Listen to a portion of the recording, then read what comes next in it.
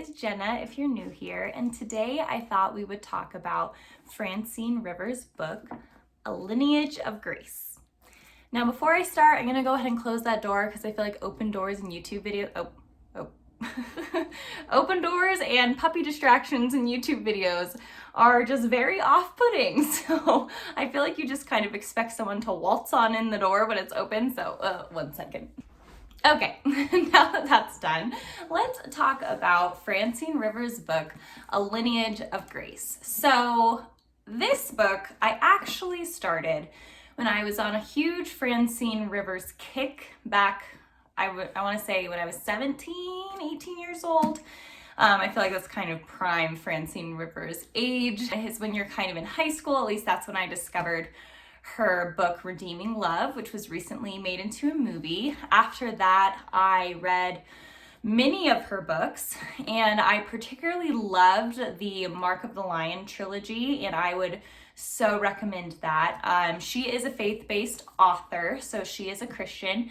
She wasn't always a Christian, so she was a convert as an adult. So she has lots of works specifically in the historical romance category that was pre-conversion. Redeeming Love was kind of her bridge work, and so it kind of becomes more and more Christ-focused until she's actually writing about biblical characters. So that is what A Lineage of Grace is about. So I did not have the attention span to finish this when I started it in high school, so that is a little something to keep in mind. This is not necessarily a page turner, but it does make traditional Bible stories come to life in a brand new way. So if that's what you're looking for, this is exactly what this book is going to deliver. It goes into the 5 stories of 5 women that were involved in Jesus's lineage. So all 5 of these women were a part of Jesus's lineage through Joseph's line.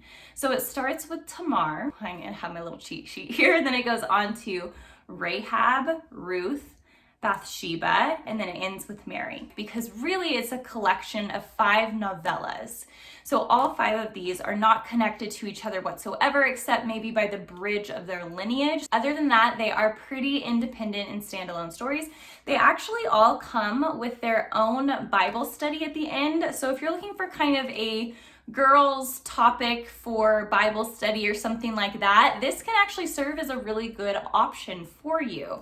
So it starts with Tamar's story. Now, Tamar was the woman who was included into the family of Jacob, and she married Jacob's oldest son, I don't know how else you would say that name because E-R. So she married who was an evil man, and he actually was so evil in the sight of the Lord that he dropped dead. There's a lot of nuance within these biblical stories that Francine Rivers had to be very creative with, and I think that she did her due diligence and received good feedback from biblical counselors and pastors to help her determine exactly how to portray these men. So how was she to portray the evilness of when they weren't specific about it? That's kind of what she goes into. She portrays him as someone who is abusive, both verbally and physically, especially to Tamar, but also to other people in his life. He's just a very rough man who ultimately wanted to dedicate, in a fit of passion, dedicate his children to the sacrifice of pagan gods. And in that kind of conversation, he was struck dead. So this review, I want to say it will not be devoid of spoilers, although I think that most of these stories you should be somewhat familiar with. But then she goes on to marry his second son, which refuses to actually impregnate her because his firstborn child would be dedicated to the legacy of his older brother. Just in the historical time period, that was the tradition. And so he refused to actually impregnate Tamar because he just wanted the pleasure of sex, but not to fulfill his duty as a brother. So ultimately, he also dies, and understandably, kind of, Tamar is blamed for the death of these two sons. Something she's kind of thought to be cursed, something might be wrong with her. In disgrace, she goes back as a widow to live among her family, and that is a big embarrassment for her, and she waits to be reclaimed by Jacob, who has a responsibility to include her in his family line, as he did when he included her within the marriage of his firstborn son. So he has a third son that she's basically waiting around for, lots of waiting involved in her story, and she decides to claim her right and take it into her own hands. And she actually pretends to be a prostitute by the side of the road so that he would sleep with her, which ends up working. Crazy plot, because her life was in jeopardy the entire time. And I always kind of viewed her, I don't know why, as kind of a villain maybe in the story, just because it was a very deceptive act. This story though, this depiction really allowed me to see from her point of view and how desperate it was, how much of a limbo she was in for such a long period of time, and how she had no hope of changing her situation. The fact of God's timing basically in her story is pretty incredible, because she was married to the oldest son and they did not have children. I was unsure the amount of time that they were necessarily married for, but the Francine Rivers seemed to state that it was about a year that they were married and she had no children by him. But then from one sneaky time, having seduced Jacob, she ends up having twin boys from it. So it's pretty wild just to see the story from basically her position as being abused and outcast to then being remembered and honored and included in Jesus's lineage. So her story was pretty incredible. I really enjoyed it. It was one of my favorites in the book. Now, Rahab's story, she was the woman who was the prostitute in Jericho, and she housed the two Israelite spies who went into the city of Jericho before Israel mounted their attack against the city of Jericho. They were doing kind of a reconnaissance mission. These two spies were sent into the city. She identified them as spies and knew that they would be killed, so she helped house them and hid them within her house. And as a sign of gratitude to her, they promised that she would not be killed once they came and invaded the city. So her and her entire family were actually spared when Israel ended up attacking the city. And her faithfulness was really tremendous. Now, I would say that there is kind of a tendency of Francine Rivers a bit to kind of overdo prayer life or spirituality of characters almost to like an unrealistic level. Now, I know that is a very subjective thing, but her characters do seem a little bit overkill, and that's kind of how Rahab came across, as she would have to have an insane amount of faith in order to believe that Israel would actually dominate Jericho when the entire city did not think so. So in order to have that belief, it would require a tremendous amount of faith, but kind of her sassiness with her family and her stubbornness, I feel like was a little bit maybe overdrawn, but I really did love her story as well. Rahab's was a fun one to break down. Then came Ruth's story, and Ruth's story is very well known. I would say there are a lot of Bible studies that go into hers, but Ruth is the woman who had a mother-in-law named Naomi. Now, her and her sister-in-law, they both lost their husbands, and Naomi lost her husband. So basically, there's a mother-in-law, two daughters-in-law, and all of the men in the situation pass away over a series of a few years.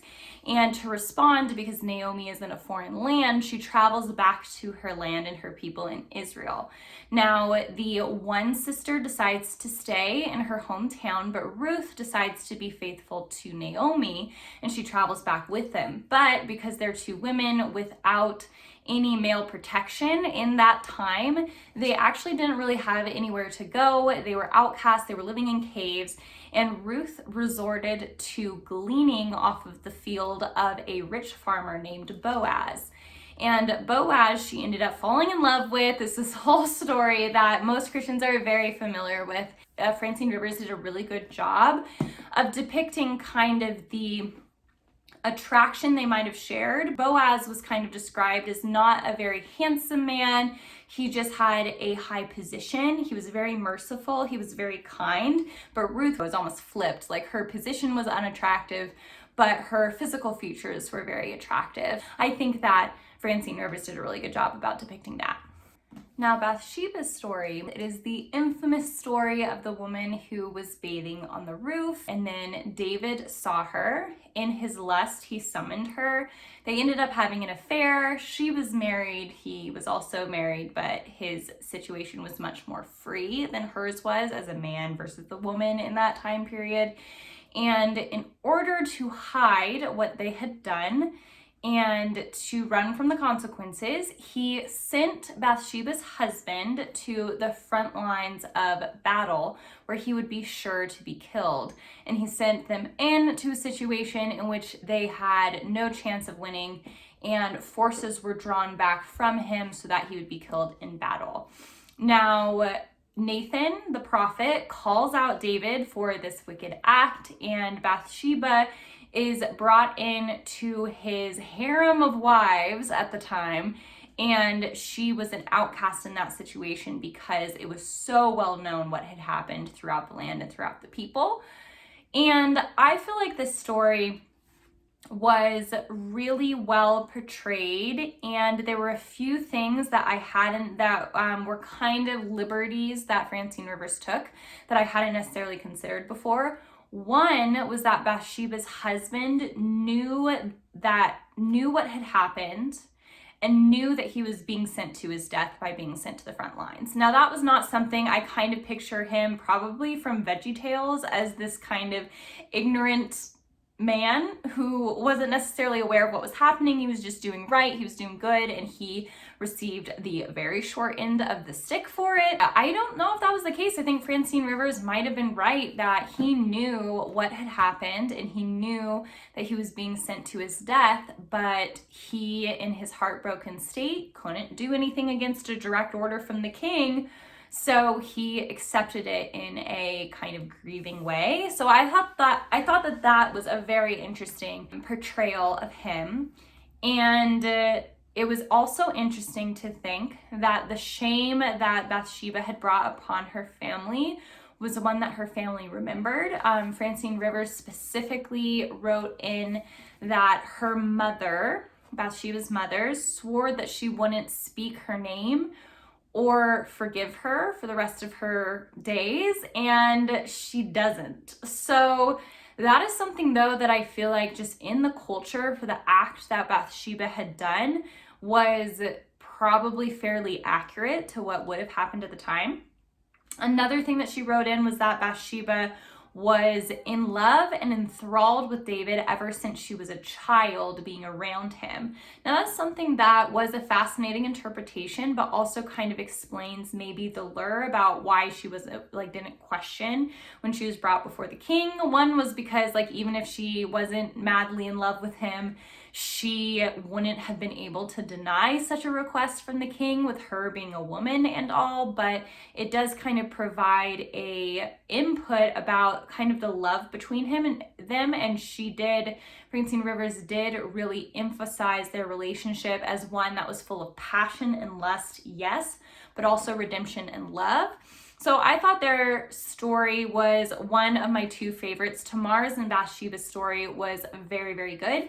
If you have this book and you haven't read through it because of attention span issues like me, then I would recommend reading Tamar and Bathsheba's stories, because I feel like those were the two that were creative enough to be realistic while not kind of overdoing certain elements of it. Whereas I feel like a little bit of Ruth's devotion and Rahab's faith were a little bit maybe overdrawn from what would have actually happened, but it is a really good insight into all of the characters. Now, the last story is Mary's story.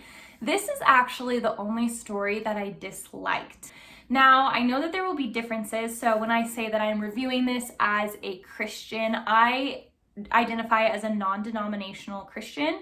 So I was not brought up in a specific denomination like Baptist, Methodist, anything like that. And specifically, there's kind of a big divide in Christianity between Protestant Christians and Catholic Christians. And this will really define the way that we talk about and reference Mary. And Catholics, I am learning actually a lot about the Catholic faith through a podcast that I've been listening to. So a family that I grew up with, one of the sons in that family that I was homeschooled with ended up marrying or converting into Catholicism and marrying a Catholic. And she started a podcast with a girlfriend. So it's kind of like a connection of a connection distantly. So I listened to their kind of girl talk podcast about like young wife, motherhood, careers, entrepreneurial topics. Super interesting. Love their girl talk. Just reminds me of talking to good friends as well. And it's kind of like eavesdropping in on a conversation, which is their whole MO. But through their podcast, I've actually learned a lot about Catholicism. And one is that I would say that is probably a tenet of the Catholic faith, is that Mary was without sin. That she was, when the archangel Michael references her as Mary full of grace, he is referencing that she is full of grace and also without sin. There's a few other supports about why they think that. That is a very interesting interpretation, although I am not sure where I stand on it fully. I think that saying that any other human was sinless, other than Jesus Christ himself, who is God himself, is a little bit something that I hesitate doing, just because that is a very important and grave statement to declare and say that this human was sinless, because the only way that Jesus was able to be sinless was because he was God himself and he was the only sinless human. So saying that another human is sinless without them being part divine is, one would say impossible. It is our aim to be perfect as Christ was perfect. But to be sinless is a whole other thing that we in our power alone cannot be sinless. The story of Mary is going to be viewed, especially in this book, a lot differently between Catholics and Protestants. But even as a Protestant, reading Mary kind of portrayed as she was humble, she was in poverty, which is all very true. But I feel like she was just running around, especially kind of towards the second half. The first half and the birth of Jesus was a little bit more organized, but I feel like the second half was very unorganized, where she felt like she was just running around confused. And she was running around not sure what Jesus was up to, whether she should follow him or not follow him, be part of his disciples or stay with her family. That could have been a very real struggle of hers, to stay with her family, who may have also doubted, like Jesus' siblings. I just believe that she was more close to him than the book actually portrayed, which it seemed like there was just this kind of distance. She was like, what's going on? There was all these like milestones in Jesus's life, and she was like, oh, that happened. Oh, that happened. Oh, he's being crucified, as if she wasn't there with him in the know. And I don't know if it's probably because Jesus's life is a very intimidating, large topic to talk about. I honestly, if I was in potentially Francine Rivers' shoes, I would have chosen a different fifth story and potentially made the story of Mary its own novel, where you could actually dive into the depth of Jesus's story, if that's something you want to do, because I think it needed more research, more thought, more input, and potentially advice, just because I didn't think that Mary was very accurate, relatable. I mean, feel free to read all 5 stories. Please do if you're interested.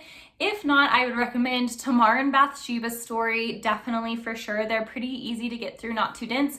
It is a very brave attempt at a huge amount of material and a huge amount of dense Christian topics. So I think Francine Rivers is incredibly brave for tackling something like this, and I think it is a success. It is, but the story of Mary, I think it could have done without, or just with some increased research or thought put into it. That is just my personal opinion. Those are my basic thoughts, mostly unfiltered, on the book A Lineage of Grace by Francine Rivers. I would love to hear what your opinion is if you've read the book before and what you thought of each of the various 5 novellas. I would love to hear your thoughts, if you have them, about Francine Rivers, about this book, or about any of her other works.